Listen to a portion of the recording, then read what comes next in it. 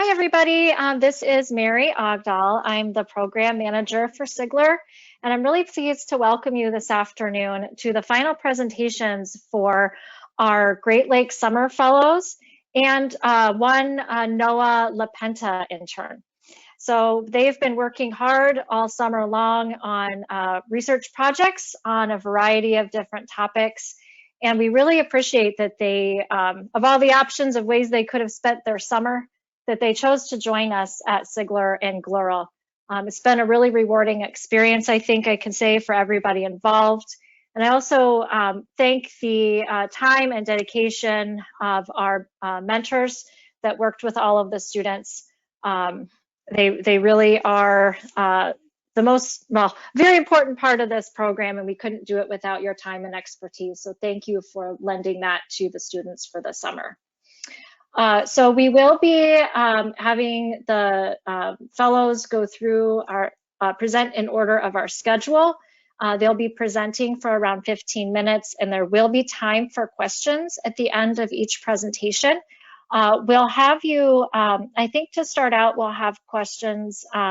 You can enter them at any time in the chat box, so you don't need to wait till they're done. If there's something that comes to mind, it won't be disruptive.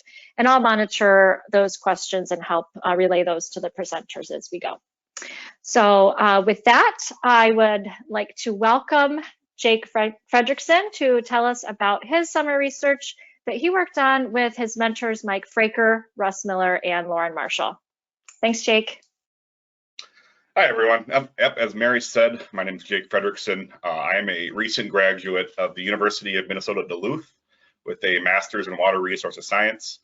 And I'll be talking about my project this summer, which was using glider data to determine spatial scales of variability of some physical parameters in Lake Michigan. And my mentors, as she said, were Dr. Mike Fraker, Russ Miller, and Lauren Marshall. Before jumping in, here is an outline of my talk. I'll first discuss gliders and how they work, as well as types of data collected for those unfamiliar. And for those already familiar, it's always good to be reminded of how cool these gliders are. I'll then discuss the methods or techniques used for the project and the analysis steps necessary to obtain some of the spatial scales that we were interested in. The main technique used was a Semivariogram calculation. So I'll describe the model used to fit that data and obtain some important parameters. I'll then present those results and compare to a more straightforward autocorrelation analysis before wrapping up with a summary of the results and then some ideas for next steps with the glider after this. So Sigler's glider considered for this project is a Slocum glider named Gloss 236, shown here in the bottom left with Russ Miller deploying it. And it's what's known as an autonomous underwater glider. The glider can be deployed for up to 60 days, and it travels at approximately 1 kilometer per hour. So it can cover about 24 kilometers per day. It's deployed in minimum depths of around 30 meters, and it can descend to approximately 200 meters into the water column. This glider is equipped with a satellite modem that communicates with both people on deck or on shore, and with satellite for GPS location.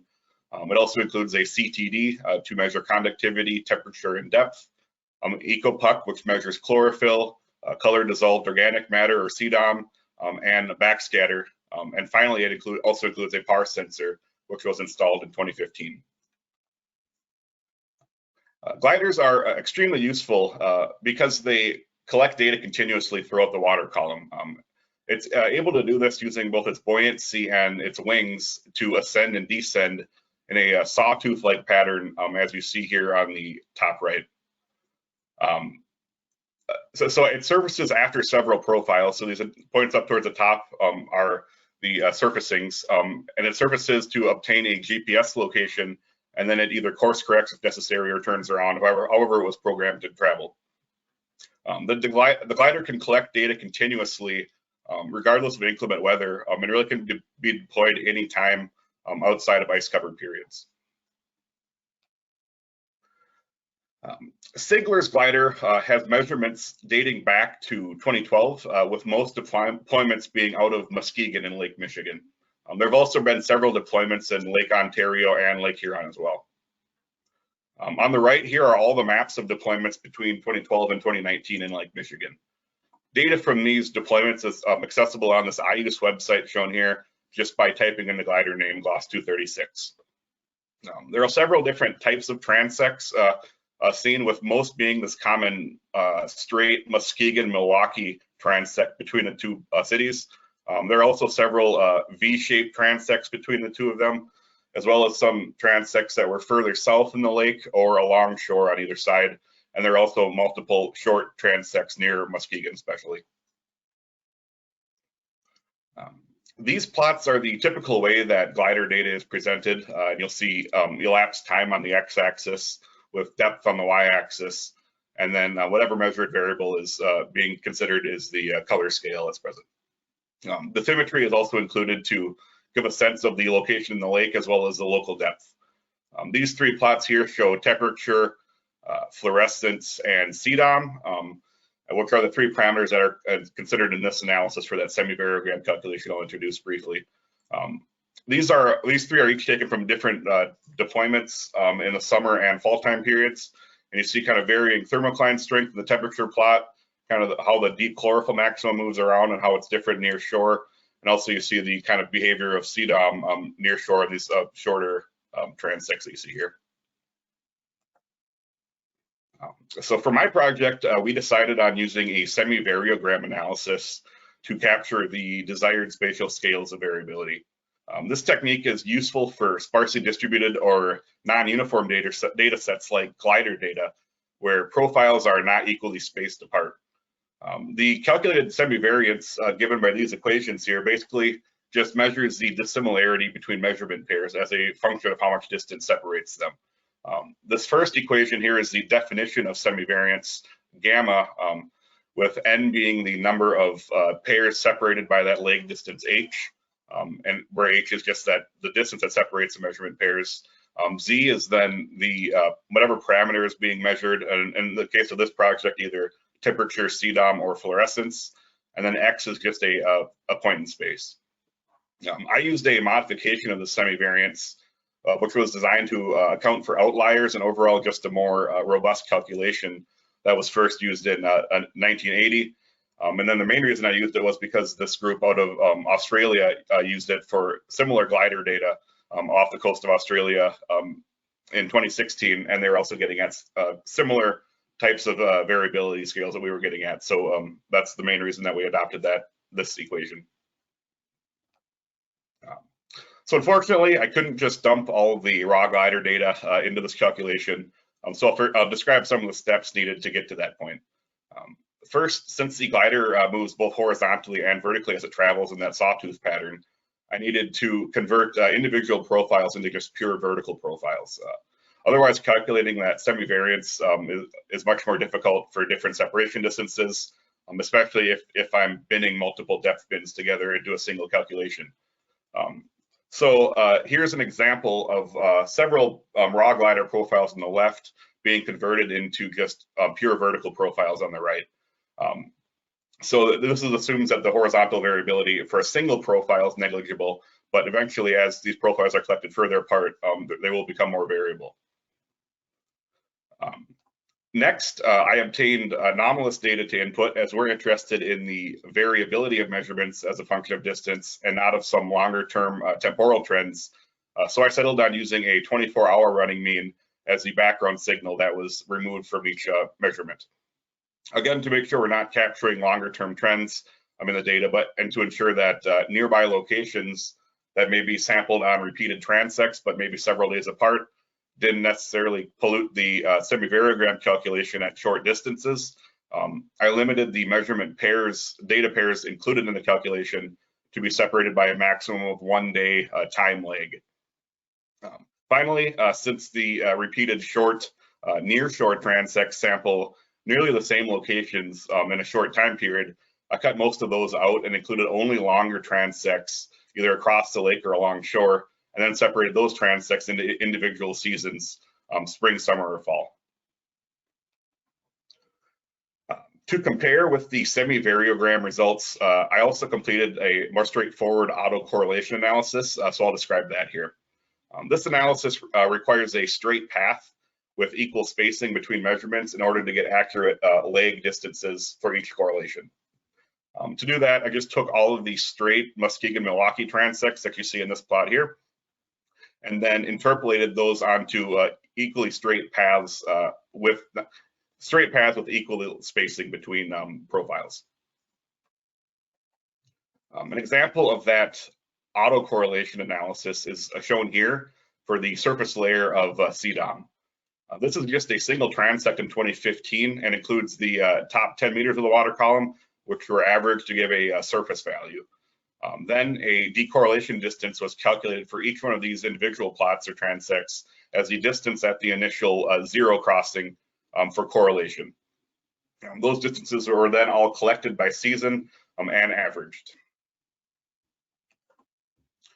All right, so now back to the semivariogram. The semivariogram by itself is useful to get a rough idea of the spatial scales and variances, but fitting a model to those results provides much more meaningful information with its fitted parameters. A spherical model is commonly used for fitting, which is given by these equations here, depending on how much distance separates them. H is just that previously defined lag distance or separation distance between pairs. Sigma squared is the SIL value or level of variance. It's also the semivariance value as lag distances go to infinity, as it will eventually plateau. Sigma naught squared is the nugget or unresolved error. Also the semivariance at zero lag distance, which would ideally just be zero. Finally, R is the range, which is a measure of the spatial scale of variability. It's also the distance at which the SIL value is initially reached. Here is maybe an easier way to describe those three parameters in a graphical sense. Again, the SIL value is that plateau level of semivariance that stays constant after the range is reached initially. And that range value, again, is just that initial SIL point. And then the nugget is the semivariance at zero lag. And I'll also note that the units for both the nugget and the SIL are the units of whatever measurement variable is being considered squared. So for temperature, it would be degrees Celsius squared. Okay, so now time for some results, finally. I'll start with just the surface layer for temperature and CDOM.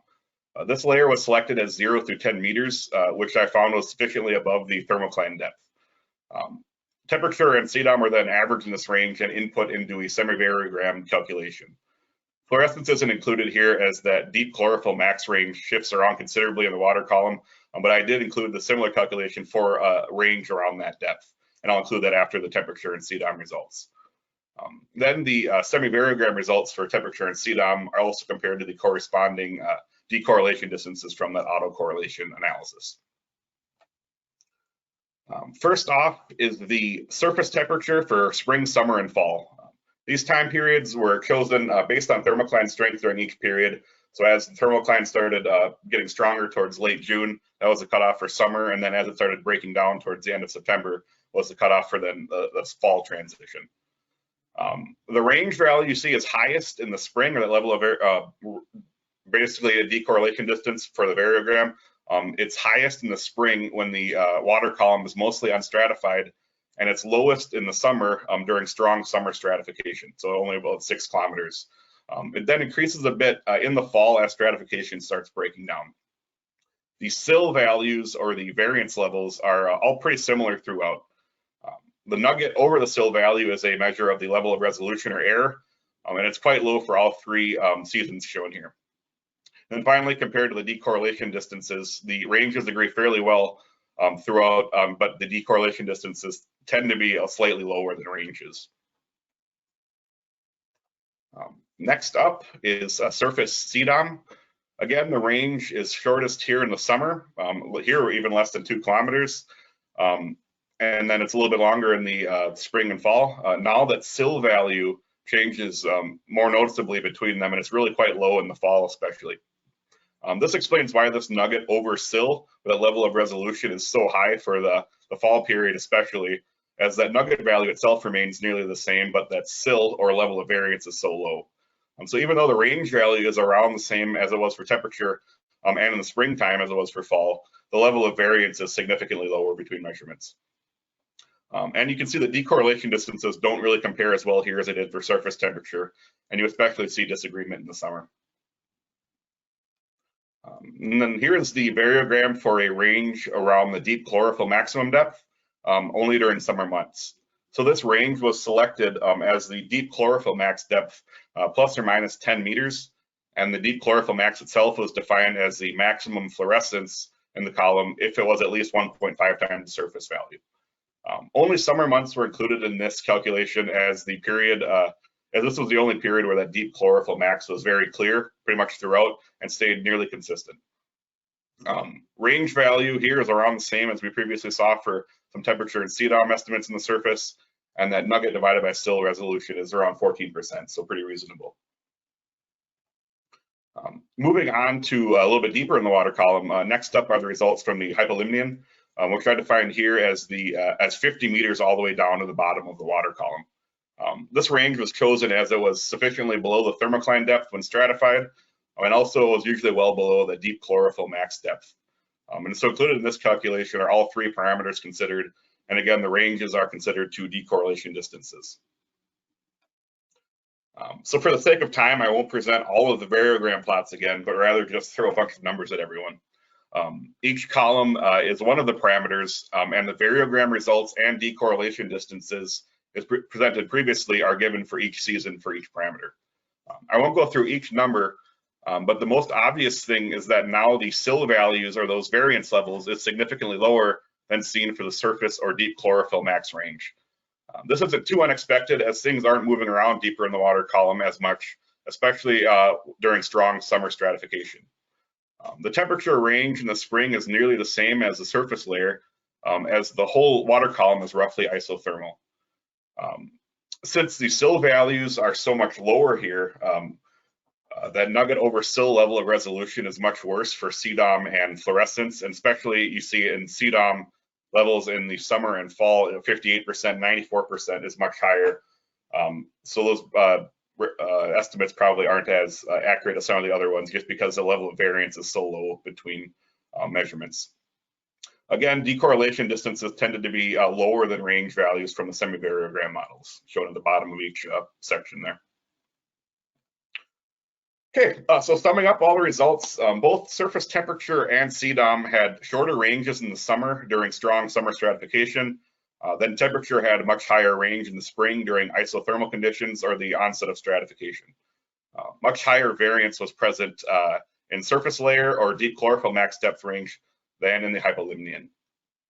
Range values for all parameters tended to be in the 5 to 10 kilometer range, with some a little higher for temperature and some a little lower for CDOM. The unresolved error percentage was most apparent for CDOM, as SIL values or level of variances tended to be much lower between measurement pairs. Finally, decorrelation distances were typically much lower than the range values, which I would assume should be roughly equivalent, but I guess I trust the range values more than the decorrelation distances due to the limitations of the autocorrelation, in this case for the glider data. Both the semivariogram and autocorrelation analyses could use a little more further refinement to determine if there are more appropriate depth ranges to use for the various parameters or seasonal cutoff dates, as well as considering some various forms of common background signals to get the anomaly fields, or maybe considering position in the lake as well. There must be some physical mechanism behind the range values found explaining why these specific spatial scales exist. So that could be explored as well, especially when comparing the same analyses between different lakes where the sizes of different dynamic sizes are bigger or smaller, or to determine any impacts from river inputs, bathymetry, or some other physical characteristics. Finally, and since the semivariogram analysis is also a new technique for glider data in the Great Lakes, we can continue to think of good ways to both utilize the glider data already available and to inform future deployment strategies. With all that said, thank you very much to everyone who helped out this summer with this fellowship, and a special thank you to my mentors, Mike, Russ, and Lauren. Despite being holed up at my workstation here, I really had a great time this summer. Great, thank you so much, Jake. Wonderful presentation. We have time for just maybe one question. If somebody would like to put one in the chat box, or you could raise your hand and I can unmute you.